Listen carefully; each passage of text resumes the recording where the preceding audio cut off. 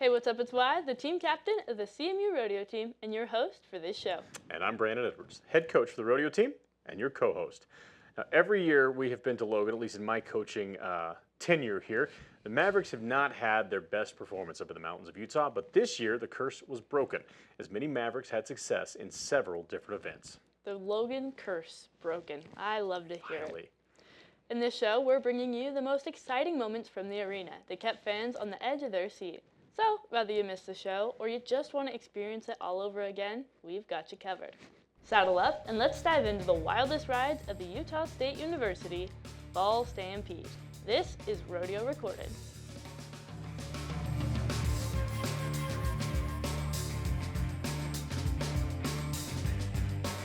Thanks again for joining us. I'm Wiley Mitchell. And I'm Brandon Edwards. Let's take a deep dive into the Utah State University Fall Stampede. I know I'm always bragging on the goat tires, but we had some breakaway standouts in Logan this year. Freshman Michaela Ward put on a clinic in the roping. She was a 2.6 in the long round. That smoke and run plus her 3.6 in the short go was good enough to place her second in the average. But here's the catch. She was second to one of her own teammates. That's right. Freshman Emily Branham was a 3.2 and a 2.7, giving her the average win. If you ask me, I think it's pretty epic to have two freshmen at the top, especially when they're wearing a Maverick vest. In the next season of this show, we're going to have to give the tie-down ropers their own graphic because they've been killing it this year. Ralston Destini placed third in the long round and in the average.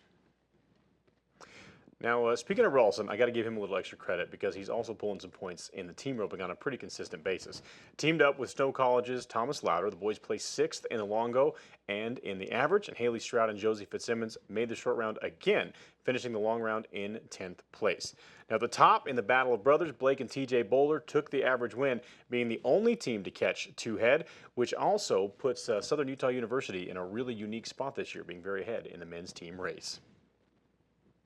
And this weekend, we had 4 Maverick goat tires in the short go. Justice Jones tied for second place in the long go with a 7.7, and she placed third in the average with a 16.2. It's a name you're gonna get used to, Michaela Ward. She ended the long round in 5th place, and she grabbed some points in the short go as well. Sophomore Josie Fitzsimmons also made her first short go in goat tying of the season, placing 8th in the round.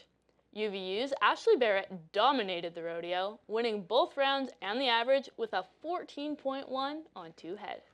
Now, Mackenzie Crockett put some points on the board in the barrel racing this weekend and continued to make 4 consecutive short rounds in her freshman season. She placed 6th in both rounds and in the average. Mackley Larson made her first college rodeo as a Snow College Badger, a memorable one, as she ended the weekend on top with a 35.2 second average. Now, I'm so glad to say that we have broke the Logan curse. And now that we've looked at all the events individually, let's take a look at this week's short go photo. This weekend, we had 7 ladies and 1 gentleman representing CMU. Michaela Ward was the weekend all-around champion. Now, as a team, the ladies ended up in the 5th spot with a total of 125 points. And now that we've wrapped up and talked about all the events individually, the statistics, the nitty-gritty details, let's talk about some of our favorite moments from the weekend. For me personally, it was the ice cream. I mean, we stopped at Krispy Cones, and this is not a sponsored segment, but I'm telling you that if you're ever in Logan, Utah, you've got to go there. Definitely epic. And I'm a fan of ice cream, so I consider myself an educated connoisseur. Got to give credit to you. I was really excited to see Winston's barrel run on that first one. It was kind of nice to see him kind of elevate and rise to the occasion.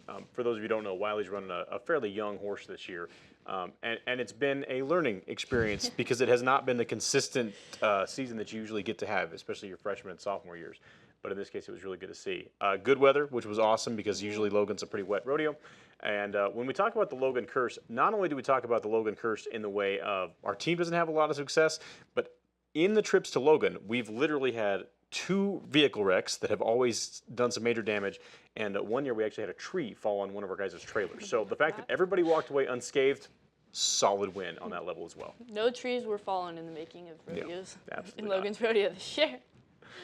But yeah, anything else? No, I think It was a pretty good weekend. I'm pretty happy. Walked away with walked away from Logan smiling, which I think none of us are used to. Yeah, so it was a good where trip. to start it. So that's a wrap for this week's show.